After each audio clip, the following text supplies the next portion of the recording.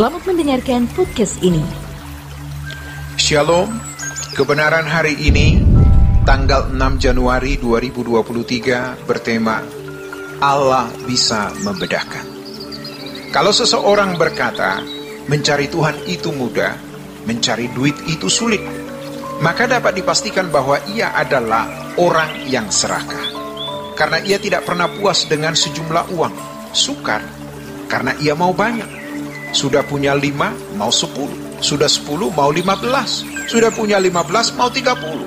Sudah mau 30, mau 50. Jadi suka. Tapi kalau prinsipnya, asal ada makanan pakaian cukup, jadi tidak suka. Kalau kita memahami bahwa mencari Tuhan hanya ke gereja, berdoa dan kita percaya Tuhan mendengar doa kita, maka pertanyaannya, apakah Tuhan merasa bahwa kita menghormati Tuhan dengan mau mengerti rencananya untuk kita penuhi dalam hidup? Jangan anggap sepele hal ini. Kita tidak mengerti kehendak Tuhan dan tidak melakukannya, berarti kita melawan Tuhan. Kemudian, jika kita tidak mengerti apa yang Allah rencanakan, sehingga kita hanya hidup untuk memenuhi rencana kita sendiri, itu juga berarti kita melawan Tuhan.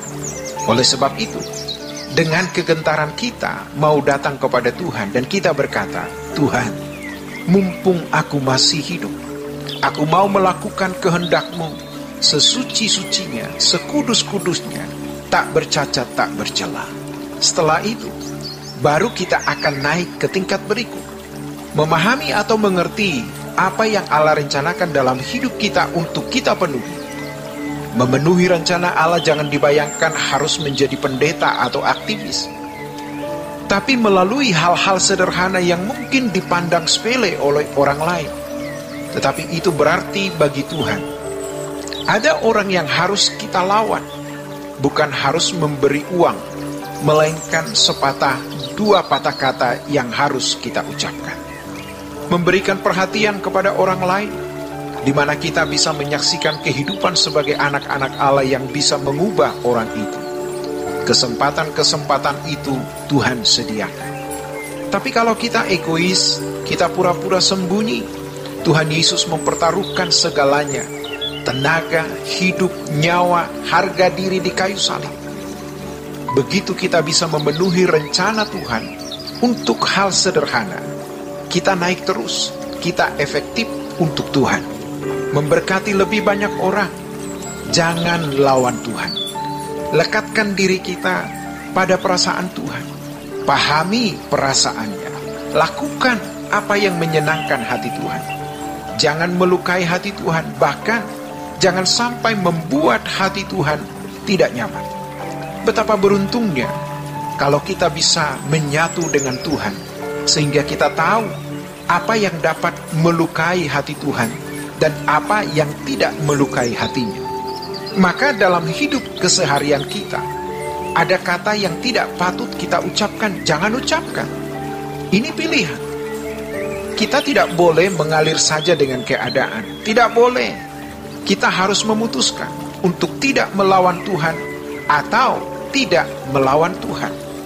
Harus diputuskan. Dan keputusan ini harus disertai dengan tindakan konkret. Ubahlah rutinitas hidup kita. Kalau biasa bangun siang, bangunlah pagi. Berdoa, biasa. Lihat-lihat film tontonan yang mestinya tidak perlu kita lihat, jangan lihat lagi.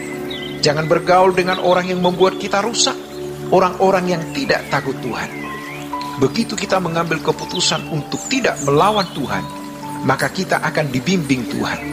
Bagaimana makin melekat dengan Tuhan, mengerti pikiran dan perasaan Tuhan, hidup kita akan diubah. Kedepan kita yakin, apapun yang terjadi kita aman di dalam tangan Tuhan. Apapun yang terjadi, jangan lawan Tuhan. Sekarang, hidup kita harus kita penuhi untuk mencari Tuhan. Se-ekstrim-ekstrimnya, sepanatik-panatiknya. Jangan mendengar apa yang tidak perlu kita dengar, lihat apa yang tidak perlu kita lihat. Dengar firman Tuhan, datang ke gereja, ikut doa, seakan-akan kita sudah mau mati minggu depan atau besok. Lakukan itu supaya hati kita makin melekat dengan Tuhan dan kita mengerti perasaannya. Apalagi kalau kita sudah usia di atas 50 tahun. Tuntunan Tuhan untuk kita tentu jauh lebih tinggi dibanding tuntunan Tuhan kepada orang-orang Kristen yang masih baru atau dalam usia biologisnya masih muda. Jangan kita sudah berumur 50 sampai 60 tahun, tapi standarnya masih 15 sampai 20 tahun. Jangan anggap sepele dan membiarkan ini lalu berkata, mengalir saja. Maka 5 tahun, 10 tahun, keadaan kita akan makin memburuk sampai pada tingkat tidak bisa diperbaiki lagi. Setuju? Setiap kita punya pergumulan persoalan keuangan, hukum, anak, keluarga, rumah tangga, sakit penyakit. Tapi kalau kita tidak melawan Tuhan, kita pasti bisa melewatinya. Tuhan pasti mengistimewakan kita. Allah bisa membedakan antara orang yang sungguh-sungguh menghormati Tuhan dan tidak menghormati Tuhan.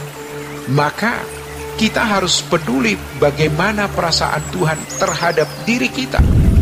Namun, ironis banyak orang tidak mau mengerti perasaan Tuhan.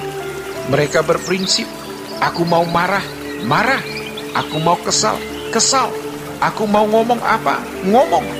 Jika terus-menerus begini, mereka akan sampai suatu titik di mana tidak pernah bisa berubah. Untuk itu, marilah kita mendekatkan diri, menyatu perasaan dengan Allah, mengerti apa yang Dia kehendaki untuk kita lakukan, dan memahami rencananya. Jika kita melakukan kehendak Tuhan dari perkara-perkara kecil setiap hari, maka Allah akan menunjukkan rencana-rencana besar. Pasti ada proyek-proyek yang Tuhan berikan. Dan kalau kita sudah mulai melakukan proyek Tuhan, kita akan rindu bertemu Yesus.